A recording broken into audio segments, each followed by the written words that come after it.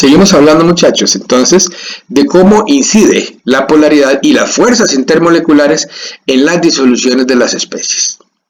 Bueno, recuerden que hay una intención en esto, muchachos, de que ustedes sean capaces de predecir, después de que abarquemos este tema, si una especie será posible que se disuelva en otra o no. Bueno, ¿qué sucede si tenemos un sólido no polar? Por ejemplo, imagínense un poco de cera, ¿verdad? Un poco de manteca y agua. De nuevo, ¿son dos cosas iguales? No. Claro, no son iguales porque tienen naturaleza química distinta, pero en cuanto a fuerzas intermoleculares, son iguales. Tampoco. Porque resulta que las interacciones, ¿verdad?, de tipo dispersión que puede haber en un sólido no polar son tan débiles, ¿verdad?, y las cargas involucradas en este tipo de moléculas son tan pequeñas que jamás van a formar una interacción con el agua, que sí tiene la habilidad, ya ustedes saben, de generar interacciones electrostáticas bastante fuertes. Entonces, ¿la cera no se disuelve en agua? No, ¿verdad? Bueno, seguimos. Si tenemos un sólido no polar con un disolvente no polar, ahí la cosa es diferente, porque fíjense ustedes que tenemos una especie sólida, ¿verdad?, que se rige por fuerzas de dispersión, por fuerzas muy débiles, y tenemos un disolvente que se rige por el mismo tipo de fuerzas. Entonces, igual disuelve igual. La interacción de dos de estas es similar, ojo, a la interacción de dos del disolvente, y la interacción entre el disolvente y la molécula del sólido es de la misma tipo, ¿verdad?, que esta fuerza de acá o que esta fuerza de acá. ¿Ven? Todas son interacciones débiles. Igual, disuelve a igual. Ok, lo mismo, sigo diciendo, dos especies que tienen fuerzas intermoleculares semejantes se pueden disolver una en otra, ¿sí?, siempre y cuando la interacción entre las dos especies en la disolución compense las fuerzas intermoleculares, muchachos, de las especies, ¿verdad?, por separado, las especies puras. Bueno, una demostración más clara, ¿verdad? Eso es unas gotas de aceite en agua. Fíjense que el aceite no se disuelve en agua. Aceite, fuerzas de dispersión, agua, enlaces de hidrógeno e interacciones de tipo dipolo-dipolo. Bueno, vamos a ver. Aquí tenemos entonces, ¿verdad?, claramente la formación de enlaces de hidrógeno entre el etanol y el agua. ¿Es una interacción fuerte? Sí, es una interacción muy fuerte y ya ustedes saben que el etanol se disuelve en agua. Ahora, vamos a ver, ¿qué les parece? Aquí tengo dos especies, ¿verdad?, que son polares. Vamos a ver, todavía no he dicho cuál es más polar que la otra o si son igual de polares. Las dos se llaman cetonas porque tienen un carbono doble enlace oxígeno, ¿sí? La acetona no puede formar enlaces de hidrógeno con ella misma y esta, que se llama ciclohexanona, tampoco con ella misma. Sin embargo, la pregunta de este primer ejercicio es: ¿cuál de estas dos especies, la acetona o la ciclohexanona, es más soluble en agua y por qué? ¿Qué les parece, muchachos? Bueno, ya los dejé pensar un poco. Respuesta: la acetona se va a disolver más en agua, porque la acetona es más polar. ¿Por qué?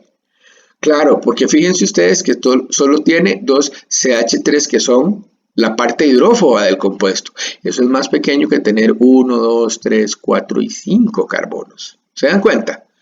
Esta molécula yo la considero más hidrófoba. Ah, ¿qué significa hidrófobo? Que no le gusta el agua, que es insoluble en agua. Ok, la sección hidrófoba, muchachos, en esta es más grande que la sección hidrófoba en esta. Por tanto, la acetona va a ser más soluble en agua. ¿Qué pasa si yo cambiara agua por hexano? Entonces, claro, ¿quién va a ser menos soluble en el hexano, que es un hidrocarburo, un alcano? ¿Quién va a ser menos soluble? La acetona, porque su parte hidrófila es más significativa, ¿sí?, que la parte hidrófila en esta molécula. Esta molécula tiene un carácter más hidrófobo, menos polar. Recuerden, polar se disuelve en agua, no polar no se disuelve en agua. Bien, unos esquemas finales, muchachos.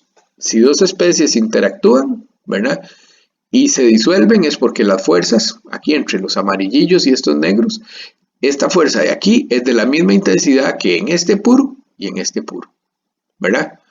Igual disuelve igual, claro, moléculas orgánicas, Van der Waals, ¿verdad?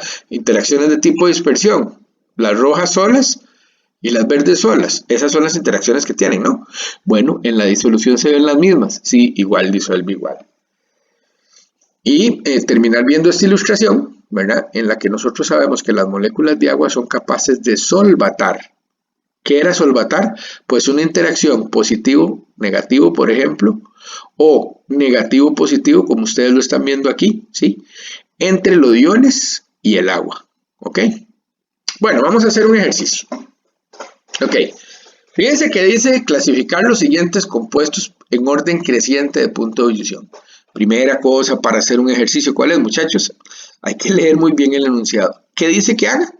Clasificar los siguientes compuestos en orden creciente. Leanlo siempre los ejercicios muy bien.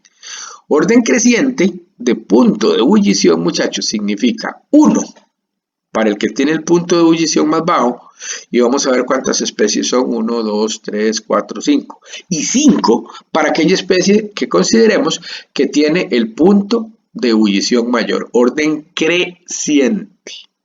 Podríamos haberles pedido el orden decreciente, que sería la inversa, pero aquí es creciente, 1 para el de menor punto de ebullición y 5 para el de mayor punto de ebullición. Bueno, ¿y qué podemos hacer aquí? Primero que todo hay que agrupar los compuestos. Vean, tenemos dos alcoholes que van a ser moléculas polares, porque, bueno, van a tener enlaces polares, ¿sí? Y tengo después 1, 2 y 3 moléculas que son alcanos, fuerzas de dispersión, ¿ok? Entonces yo sé que estos dos van a tener los puntos de ebullición más altos, ¿ok? Que estos tres. Sin embargo, ¿cuál de todos estos tres tendrá el número 1? Recuerden, los tres son parecidos porque tienen el mismo tipo de fuerzas intermoleculares, o sea, los tres van a tener interacciones de tipo dispersión débiles, ¿ok? ¿Sí? Sin embargo, recordemos que las interacciones de tipo dispersión dependen de la regularidad de las moléculas, ¿está bien? O sea, porque si una molécula es muy regular, va a tener mucha superficie de contacto. Y a mayor superficie de contacto, mayores interacciones de dispersión. Entonces yo creo que ya tenemos una idea de cómo acomodar estos tres. Vamos a ver. Claro, esta es una molécula, ¿verdad? Si se quiere, más difícil de empacarse, ¿verdad? En el estado líquido. Esta tiene más área de contacto. Esta debería de ser la que tenga el punto de ebullición más alto de las tres. Vamos a ver. ¿Ven? 2 es esta especie que sigue siendo irregular. Las especies ramificadas no se pueden acercar mucho las moléculas, estas dos, ¿verdad? No se pueden acercar mucho, muchachos. Entonces, si no se pueden acercar mucho, no hay superficie de contacto. Y si no hay superficie de contacto, las fuerzas de dispersión son débiles. Ya sabíamos. Este señor, el hexano, por ser más regular y tener más superficie de contacto, va a generar interacciones que son más fuertes que estas dos. Bueno, pero ¿qué les parece? Ahora, ¿quién seguirá de estos dos con el 4? Muy bien, el 2-metil butandosol, que es este. ¿Por qué este? Bueno, este tiene la habilidad de generar enlaces de hidrógeno, sí, pero este también. Claro, pero fíjense ustedes que en una molécula como esta van a haber interacciones de tipo dipolo-dipolo, claro, porque aquí tengo un carbono positivo y un oxígeno negativo. Pero también van a haber interacciones de Van der Waals. Vieron, en esta molécula hay 3 tipos de interacción. El enlace de hidrógeno. Bueno, dos moléculas de estas se pueden atraer porque un carbono como este puede atraer al oxígeno de otra molécula, ¿verdad? Por interacciones dipolo-dipolo.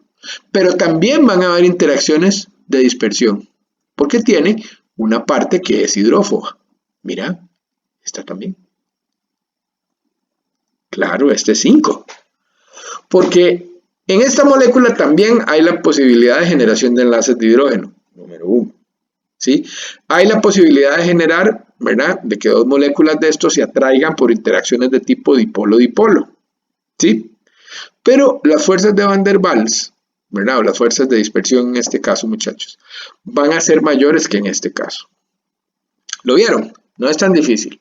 Hay que pensar en términos de las fuerzas intermoleculares, perdón, y la estructura para asociar el punto de ebullición con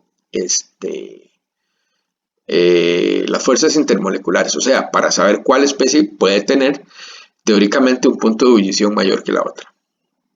Ahí vienen. Ahí están. ¿Ok? Esos son los reportados. A ver, seguimos. ¿Cuál tiene mayor punto de ebullición de las dos? ¿Qué les parece? Un par de segundos para que lo piensen. Bueno, pues esta. Claro. ¿Por qué razón? Tiene un poquito más de masa. Recuerden que el punto de ebullición también es una medida de cuánto pesa algo. ¿Sí? El ejemplo que les doy siempre. ¿Qué será más fácil? Alzar un teléfono celular o un elefante. Claro, el elefante pesa un montón. Levantarlo me va a costar muchísimo. De hecho, no creo que uno pueda, a menos que sea un elefante de juguete de peluche chiquitito, ¿verdad? Pero si yo tengo un líquido y tengo que pasar las moléculas al estado gaseoso, tengo que imprimirles la energía suficiente para que ellas salgan del seno del líquido y vayan al estado gaseoso disperso. Claro, muchachos, eso va a depender de las fuerzas intermoleculares y de la masa. Bien, ¿quién tiene mayor punto de ebullición entre estos dos? ¿Qué les parece? Ya sabemos, el pentano, más regular, mucho más regular, mayor superficie de contacto, mucho mayor superficie de contacto que el neopentano.